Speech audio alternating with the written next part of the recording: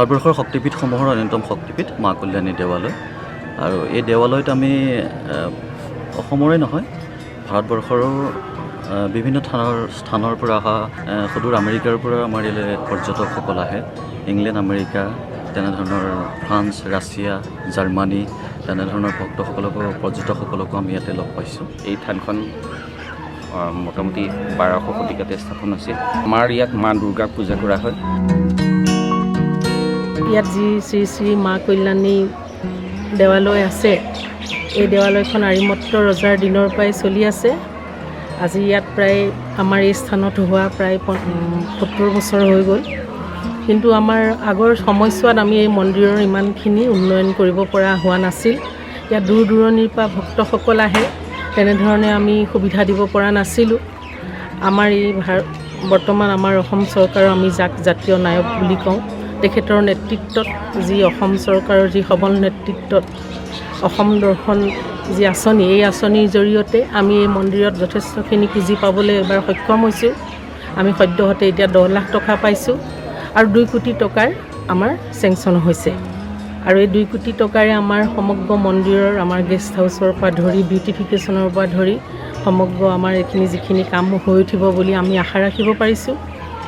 আমাৰ যি এতিয়া মন্দিৰৰ উন্নয়ন হৈ আছে, এয়াও আমাৰ অসম চৰকাৰৰ মন্ত্ৰী পৰিষদৰ দ্বাৰা তেওঁলোকে ব্যক্তিগতভাৱে এই কাৰ্য সম্পাদন কৰিছে।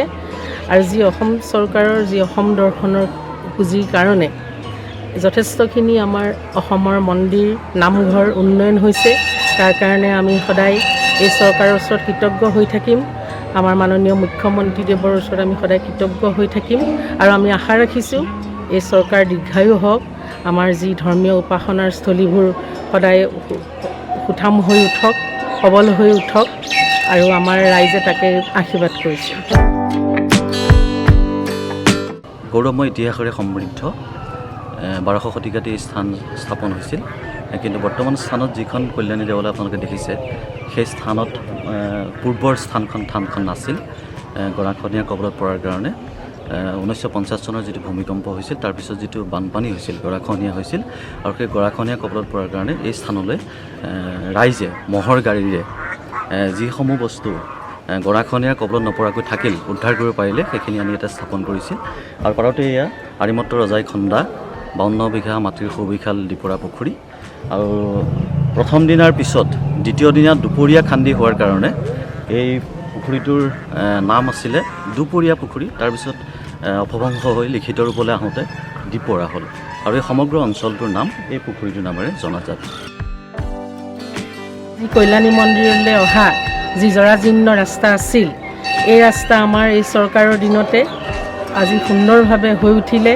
আমাৰ চাৰিওফালে আমাৰ এই অঞ্চলত আমাৰ যি বৰঙামাৰী, আমাৰ দিপৰা, আমাৰ এইটো কল্যাণপুৰ পঞ্চায়ত, এই অঞ্চলত আমাৰ আৰু ৰাস্তা ঘাট হৈ উঠিবলৈ নাই। এই ক্ষেত্ৰত আমি মুখ্যমন্ত্ৰী ডাঙৰীয়াৰ লগতে আমাৰ বিত্ত মন্ত্ৰী ডাঙৰীয়া তথা আমাৰ গহপুৰ সমষ্টিৰ বিধায়ক মহোদয়ক আমি শলাগ লৈছোঁ। আৰু ইতিমধ্যে আমাৰ যি গৰাখহনীয়া, ইয়াত প্ৰবল গৰাখহনীয়াৰ সৃষ্টি হৈছিল, এই আঁচনিও আমাৰ ওচৰতে আছে, গ'লে আপোনালোকে দেখিব পাৰিব। এই গৰাখহনীয়াৰ কামো প্ৰায় সম্পূৰ্ণ হৈ উঠিছে। গতিকে আমাৰ বিভিন্ন অঞ্চলত ৰাস্তা ঘাট, আমাৰ গহপুৰ সমষ্টিত প্ৰায়খিনি ৰাস্তা ঘাট হৈ উঠিছে, কাঠৰ দলং পকী হৈ উঠিছে। আমাৰ এই অঞ্চলতে প্ৰায় 2খন দলং জৰাজীৰ্ণ আছিল, ইতিমধ্যে পকাৰ দলং হৈছে। আৰু গাঁৱে ভূঞে 2-এটা সৰু সুৰা ৰাস্তাৰ বাদে যিখিনি আমাৰ বিশেষভাৱে জৰুৰী ৰাস্তা ইতিমধ্যে পকীকৰণ হৈ গৈছে।